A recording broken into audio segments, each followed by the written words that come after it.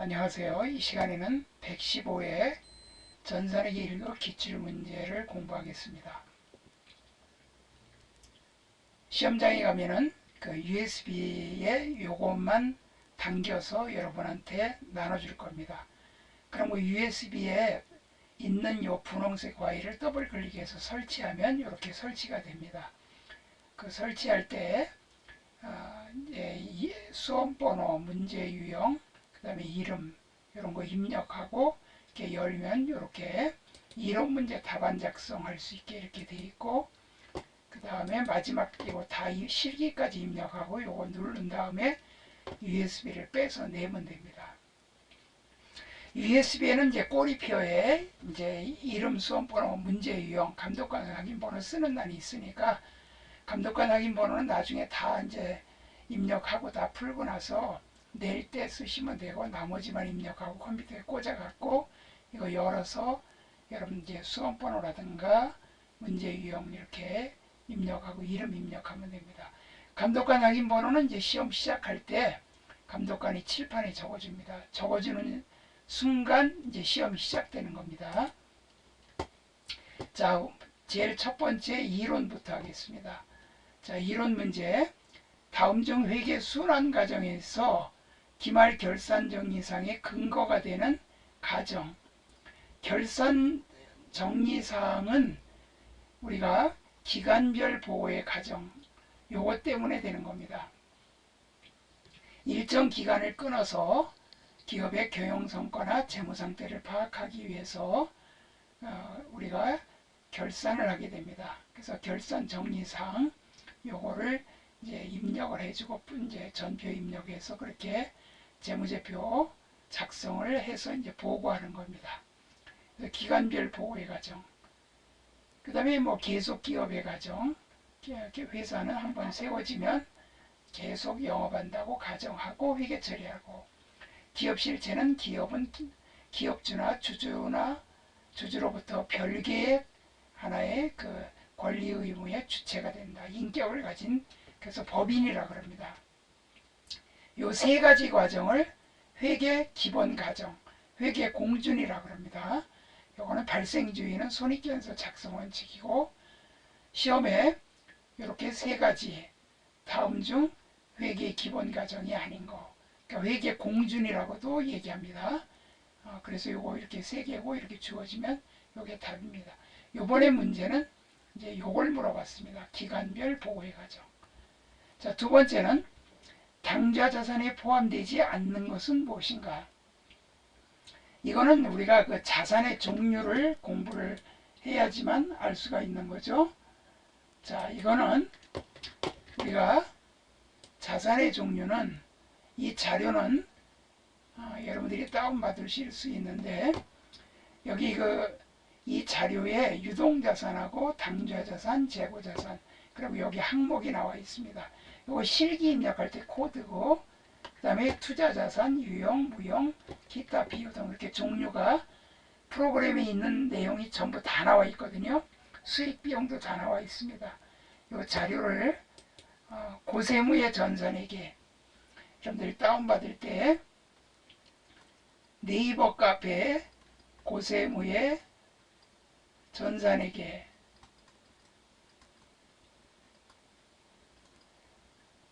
이 네이버 카페에 요거를 검색하셔서 거기 왼쪽 메뉴 중에 교육자료 이렇게 있습니다. 교육자료 전산에게 AT 교육자료, 거기서 다운받으실 수 있어요. 자, 그리고 우리가 이건 기본적으로 자산부채 자본의 종류를 외워야 됩니다. 수익 비용도 이거는 기본 실력이죠. 사실상 이거는 전산에게 2급이라고도 볼 수 있어요. 당좌자산에 속하지 않는 것. 당좌자산은 현금화가 빠른 거죠. 돈하고 빨리 바꿀 수 있는 거. 선급비용, 미수금, 미수수익 다 당좌자산입니다. 근데 이건 선수수익은 부채죠. 부채, 유동부채. 요거는 유동자산인데 유동자산 중에서 당좌자산이죠. 당좌자산이 아닌 거는 또 유동자산 중에 재고자산이 또 하나 있죠.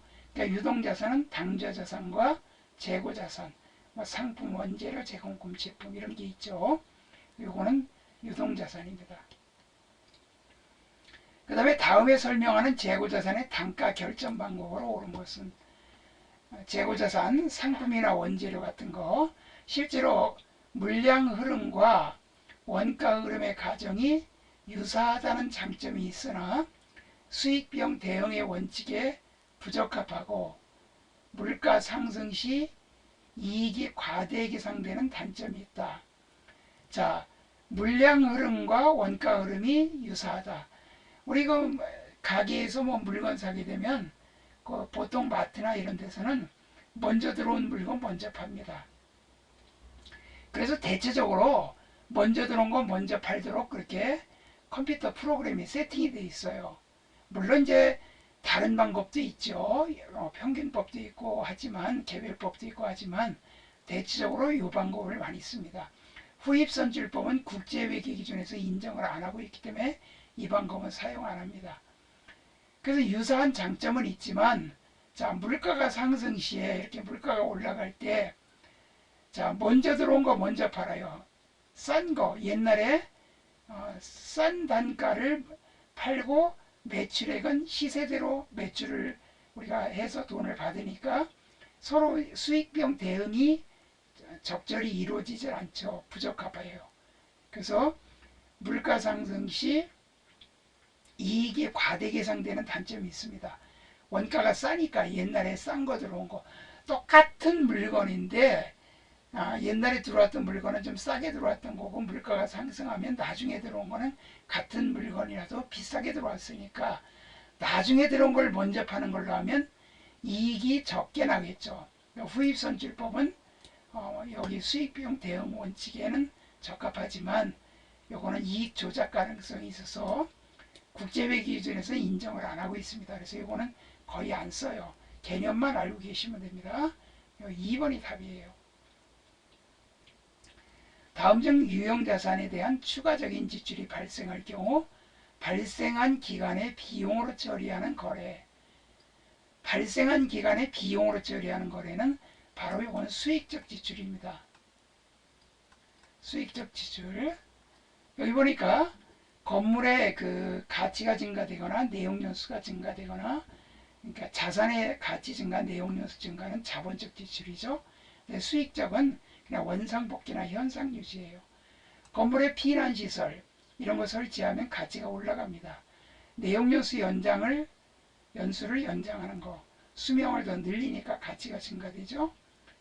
상당한 품질의 향상을 가져오는 지출. 뭐 기계를 뭐 이렇게 더 좋게 수리를 해서 쓴다. 그래서 뭐 품질의 향상을 또 가져올 수 있다. 이런 건 다 자본적입니다. 근데 건물의 내부 조명기구를 교체하는 거, 이거는 뭐 원상복귀하는 거죠. 뭐 집에서 여러분들 형광등 나가면 교체하잖아요. 그 원상복귀하는 거죠. 다음 중 무형자산에 대한 설명으로 옳지 않은 거. 자, 무형자산은 형체가 없는 거죠. 무형자산은 상각 완료 후 잔존가치가 1,000원이 아니라 아예 0원입니다. 원칙적으로 0원으로 보고 있어요. 무형자산은 뭐 정률법도 할 수 있어요. 근데 보통 이제 정액법을 많이 하죠. 회계 처리할 때는 일반적으로 직접법으로 많이 합니다. 직접 상각을 해요. 직접 자산을 없애줍니다. 무형자산 중 내부에서 창출한 영업권은 쉽게 말하면 이거 권리금이죠.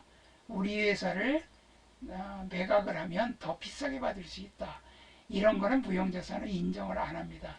왜냐하면 이거는 과대 표시가 되는 거죠. 자산의 과대 표시가. 그래서 이런 거 인정 안 하고 영업권은 다른 회사를 비싸게 주고 사올 때만 인정해 줍니다.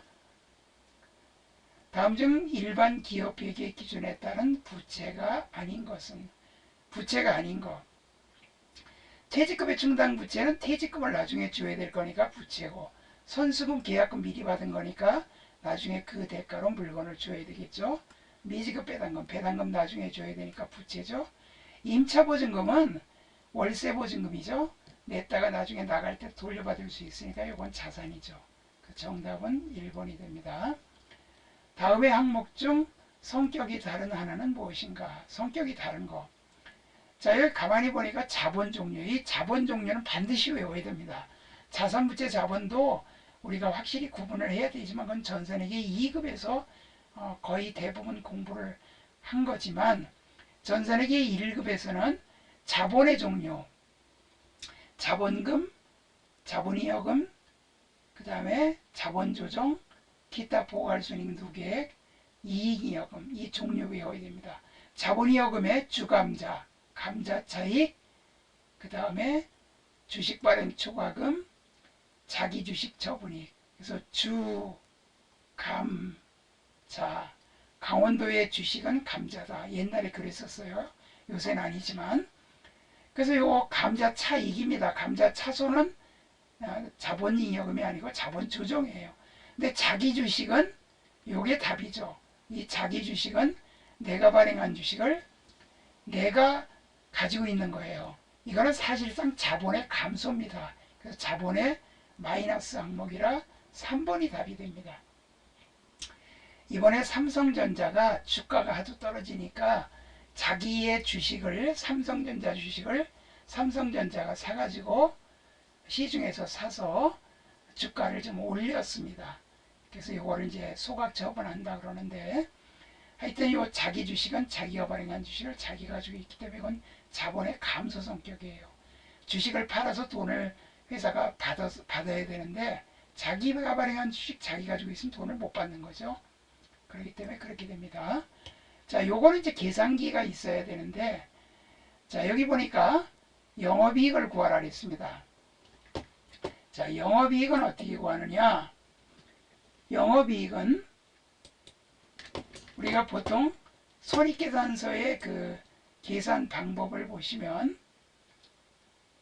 여기에 자, 매출액에서 매출원가를 뺍니다. 이 자료가 자, 고세무의 전산회계 네이버 카페에 다 있습니다. 다운받아서 공부하시면 돼요.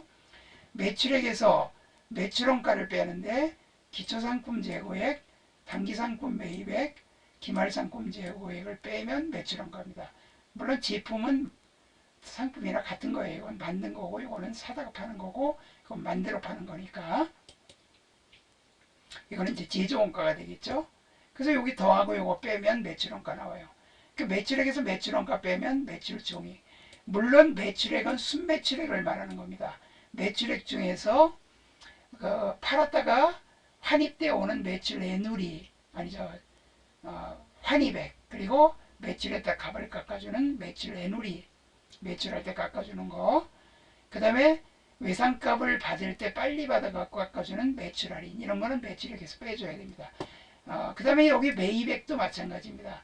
매입액에다가 매입 재비용 더하고 매입 애누리 환출을 빼고 매입 할인 빼고 그렇게 해서 이제 이건 순매입액입니다. 이건 순매입액. 그래서 이렇게 빼면 매출종이익 나오고 판매비와 일반관리비 이거를 빼주면 영업이익이 나오죠. 그럼 판매비와 관리비가 뭐가 있느냐? 영업상에 꼭 필요한 비용이죠. 그래서 영업상에 꼭 필요한 비용이 이 자료 뒤에 나와 있습니다. 이렇게 다 넣어놨어요.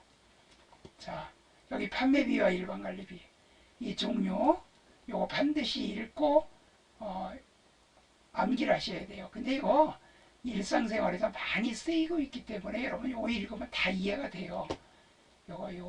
이거 시험에 아주 잘 나옵니다. 공부하세요. 자, 그러면 이거 가지고 한번 해보겠습니다. 기초재고는 5만원이 있대요. 기말재고는 빵이래요. 없어요. 그러면 우선 순매출액을 먼저 구해야 되겠죠.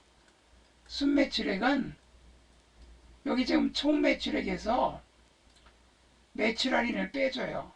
요거 빼줍니다. 이렇게. 그럼 요게 얼마가 나오냐면 49만원이 나오죠. 매출 할인만 있고 매출 애누리나 그런 거 없어요. 매출 할인도 없고 순매출액은 49만원. 49만원입니다. 자, 그 다음에 이제 순매입액도 한번 구해봅시다. 순매입액. 자, 여기 총매입액이 나와 있죠. 여기서 매입애누리 요거 빼줘야 됩니다. 그 다음에 다른 거 뺄 게 없네요. 여기 매입액에서 뭐 매입애누리, 환입 뭐 이런 거 빼야 되는데 뺄 게 없어요. 그럼 요게 28만 원 나오죠? 28만 원. 자, 여기 매입애누리가 총 매입액에서 요 매입애누리 빼면 순매입액, 여기서 이거 빼니까 순매출액. 그럼 매출원가를 구해보자고요. 요건 이제 빼고, 매출원가는, 자, 공식이 어떻게 돼요? 방금 전에 봤지만 기초상품 여기 5만원 있죠? 5만원 더하기 여기 지금 순매입액 있죠? 28만원. 자, 그러면 이 금액이 얼마가 나오느냐 하면 33만원이 나오죠? 33만원. 그러면 여기 매출 총이익은 얼마가 나오느냐? 매출 총이익은 여기 순매출액 49만원에서 빼기 33만원 49만원 여기서 빼니까 자 그러면 여기 금액이 16만원이 나오죠. 자, 이 16만원에서 이제 빼주면 됩니다.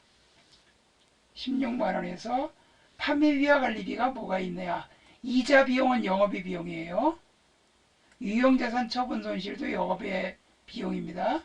배당금 수익은 영업의 수익이에요. 그래서 급여, 그 다음에 통신비, 임차료, 감가승각비 요 세 개 더해보세요. 얼마예요? 2만원, 3만원, 3만 5천원 더하기 2만 5천원 하니까 여기서 16만원에서 6만원을 빼주니까 6만원, 10만원 나오죠.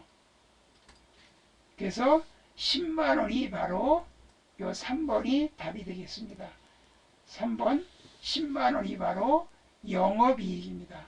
좀 계산 시간이 걸리죠? 그러면 시험 볼 때 이런 건 좀 건너뛰었다가 나중에 다 풀고 요건 시간 남을 때 이렇게 푸시면 돼요. 뭐 이게 공식만 알고 있으면 쭉쭉 계산기를 직접 해도 되죠.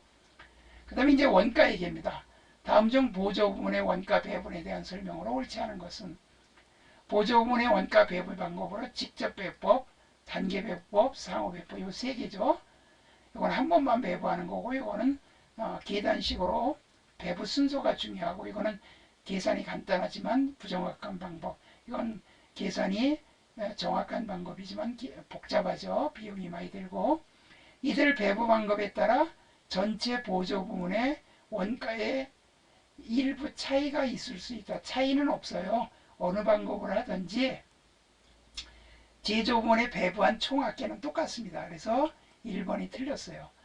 상호변법은 부문 간 상호 수수를 고려하여 계산하기 때문에 계산이 복잡합니다. 단계는 배부 순서에 따라 그 다음에 직접은 계산이 상대적으로 간편한데 부정확한 방법이죠. 2, 3, 4는 여러분들이 이걸 잘 외워두세요. 이런 말이 나오면 그렇게 구분이 됩니다. 보조분 부문비 계산에서는 주로 요게 시험에 많이 나와요. 자, 그 다음에 다음 원가 분류의 분류 중 분류 기준이 같은 것으로만 짝지어진 것은 여기서 지금 변동원가하고 고정원가하고 짝이죠. 그 다음에 자 관련원가하고 매몰원가하고 또 짝이에요. 이렇게. 그 다음에 직접원가와 또 간접원가가 또 짝입니다. 이렇게. 이렇게 짝이 되는데 가나 안 되죠? 연결이 안 되죠? 나다도 서로 다르죠? 색깔이 다르잖아 지금. 그 다음에 나하고 마는 맞죠? 그러니까 3번이 답이에요. 자, 이건 가장 기본적인 거고요. 그 다음에 다음 자료를 참고로 하여 24년입니다. 지서 넘버 200 뭐 이 개별원가는 뭐 비행기도 만들고 건물도 짓고 뭐 조선업 배 만들고 이런 업종입니다. 주문 생산. 자, 제조간접비 예정 배부율과 예정 배부율을 계산하면 얼마인가요? 배부율은 단가고 배부액은 실제 배부 기준에 곱하면 돼요. 23년 거는 볼 거 없어요. 24년 거 예정 배부 간접원가. 자, 요거를 자, 여기에 예정 총 작업 시간은 8만 시간이고 380만 원이에요. 그럼 요거는 380만 원 나누기 8만 시간. 요거 하면은 계산이 간단하게 나와요. 요게 예정 간접비 나누기 예정 총 작업 시간이에요. 그래서 이렇게 나누게 되니까 47.5원이 나옵니다. 그럼 47.5원짜리 이거 하나밖에 없죠? 그럼 이거 3번이 답이 돼요. 그럼 이건 어떻게 구하냐? 이게 제일 중요합니다. 여기에 남바 200에 11,000시간. 요게 실제 시간입니다. 요게 실제 시간. 여기 지금 실제라고 나와 있죠? 절대 예정 시간에 곱하면 안 됩니다. 함정으로 예정 시간 나오면 안 돼요. 실제로 작업한 시간. 그래서 11,000시간 곱하기 47.5. 그래서 요 금액이 이제 요 금액이 52만 2,500원. 이렇게 나와서 3번이 답이에요.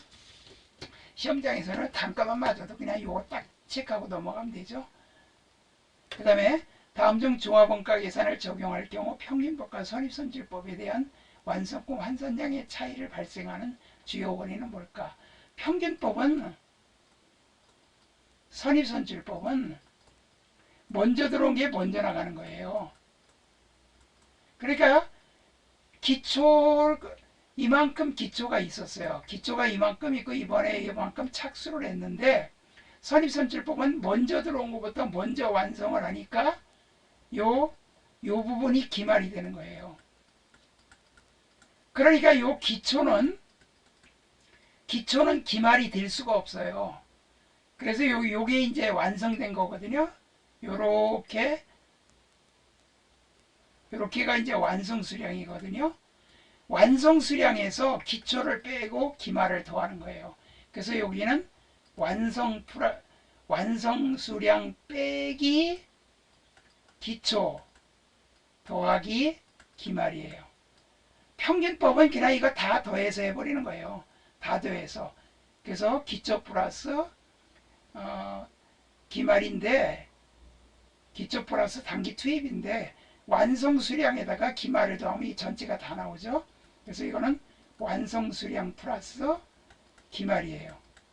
그럼 여기서 차이가 뭡니까? 요거 하나 차이죠. 그래서 기초 제공품의 차이입니다. 그래서 1번이 답이 되겠습니다. 그래서 이 기말 제공품 평가할 때 평균하고 선입선출법의 차이는 기초 제공품 차이입니다. 만약에 기초 제공품 수량이 안 나왔다 그러면 뭐 두 개가 답이 똑같죠. 그 다음에 13번 부가가치세법상 납세 의무자에 대한 설명으로 가장 옳지 않은 것. 부가가치세는요 영리 비영리 다 관계없이 다 냅니다. 정부 기관도 다 내요. 부가가치세 사업자는 일반과세와 간이과세자, 일반과세자, 간이과세자. 간이과세자는 영세사업자죠. 일반과세자는 보통 사업자고 간이과세자는 1억 400만 원 미만인 사업자예요. 공급 대가가 이게 많이 변경됐어요. 처음에는 4,800만 원이었다가 8천만 원 공급 대가가 했다가 너무 적다 그래서 1억 400으로 올라갔어요. 그래서 간이과세자는 1억 400만 원 공급 대가 부가세 합친 금액이 간이과세자예요. 그거 맞아요. 국가지방자치단체도 납세 의무자가 될 수 있다. 구청이라든가 시청이나 이런 데서 군청에서 물건 사다가 이렇게 비싸게 팔고 싸게 팔든 비싸게 팔든 하여튼 거기에 10% 부가세 내고 팔을 때 부가세 10% 받아가지고 그 차이를 세무서에 내는 거예요. 오히려 그 반대가 되면 세무서로부터 돌려받죠. 2번도 맞아요. 사업자 단위과세 사업자는 모든 사업장의 부가가치세를 총괄하여 신고만 할 수 있다. 아니에요. 이 신고만 할 수 있는 게 아니라 신고, 납부가 다 가능합니다. 신고, 납부가 다 가능해요. 단위과세 사업자는 그 지점, 본점 뭐 여러 가지를 합쳐서 사업자 등록번호 하나만 내는 거예요. 그래서 그걸 갖고 다 쓰는 거예요. 그래서 총괄해서 한 사업장에서 뭐 본점이든 뭐 어디서든 주사업장에서 그냥 한꺼번에 신고 납부하는 거고, 주사업장 총괄 납부는 사업자 등록번호가 다 각각 있어요. 각각 발행하고 납부만 한 군데서 총괄해서 납부합니다. 이게 왜 이런 게 생겼냐면 세무서에서 수출하는 업종이라든가 기계 시설 투자하면 조기 환급을 받아요. 또 일반 환급도 받을 수 있고, 근데 보통 조기 환급을 많이 받거든요. 수출업자 같은 데들은. 그럼 이제 이렇게 어떤 사업장은 세금이 낼 게 많은데 어떤 사업장은 세금을 돌려받을 게 많아. 그럼 낼 거 내고 돌려받을 거는 한참 걸리거든. 일반 환급은 확정 신고 기간으로부터 30일이니까 사실 그건 그 7월 25일 신고하면 그때부터 30, 또 1월 25일 신고하면 그때부터 30이니까 1년에 2번밖에 못 받았고, 조기 환급은 매달 받을 수 있지만 다음 달 그 25일 신고하면 그 15일 내로 받으니까 귀찮잖아요. 그러니까 내고 받고 할 거 없이 퉁쳐가지고 그냥 잔액만 내자. 그래서 총괄 납부나 사업자 단위과세 사업자 이렇게 요거로 신고하고 요걸로 하는 회사들이 많이 있습니다. 이거 답은 3번이에요. 영세율을 적용받더라도 사업자 등록을 해야 됩니다. 자, 다음 중 부가가치세법상 매입세 공제가 가능한 경우는, 면세사업은 뭐 부가세 공제 안 되죠. 면세니까 이거는 물건 팔을 때 부가세 못 받습니다. 그리고 세금도 못 돌려받아요. 비영업용 소형승용차 이거는 불공제죠. 불공제. 자, 요거 토지 형질 변경, 토지의 자본적 지출 이것도 불공이에요. 이거는 면세니까 이것도 이제 불공에 속하는 거고, 그 다음에 제조업을 영위하는 사업자가 농민으로부터 구입한 의제 매입세, 매입세액으로 의제 간주한다 이겁니다. 간주란 말은 확실히 매입세액이다 라고 인정을 하는 거예요. 왜냐하면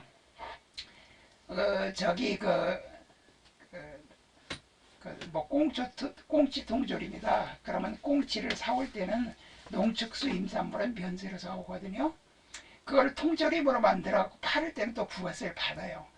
근데 공제받을 게 하나도 없으니까 그 사업자들이 야 이건 너무하는 거 아니냐 그래가지고 그 사람들한테도 매입할 때 면세품이지만 거기 부가세가 포함되어 있는 걸로 간주해가지고 뭐 100분의 2 중소기업은, 제조업은 좀 큰 기업은 100분의 2, 중소기업은 100분의 4, 뭐 이렇게 식당 같은 데는 108분의 8 뭐 이런 식으로 해서 공제를 받습니다. 108만 원이면 8만 원 공제 받는 거예요. 그 재활용 폐자원은 10%, 폐차 같은 경우는 10%를 공제를 받아요. 자, 그래서 여긴 정답은 요 4번은 공제를 받을 수 있습니다. 다음 중 부가가치세법상 세금계에서 발급 의무가 면제되지 않는 거, 그러니까 세금계에서 발급해야 되는 경우, 이거는요 어떤 경우냐면 요거 3번 구매확인서나 내국 신용장에 의한 경우는 국내 사업자한테 부탁을 해서 수출하는 간접 수출이거든요. 그러니까 요거는 국내끼리의 거래니까 세금계에서를 발급합니다. 그러나 택시 운송, 그 다음에 미용업자, 여러분들 택시 타고서 세금에서 발급해줘요. 그러면 택시 기사가 째려봐요. 막 성질내. 왜냐면 그 사람들이 그 세금에서 발행할지도 모르고 그 택시 바쁜데 언제 발행해줘. 그러니까 아예 면제시키는 거예요. 미용업자, 미용실도 머리 자르기 바쁜데 언제 세금에서 발행해.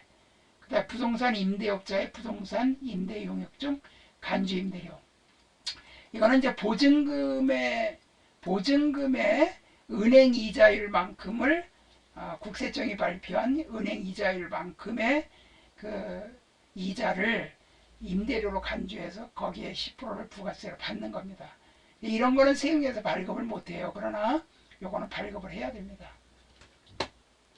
자, 이렇게 해서 우리가 이론 문제를 공부했습니다. 다음 시간에는 이제 실기를 하겠습니다. 수고하셨습니다.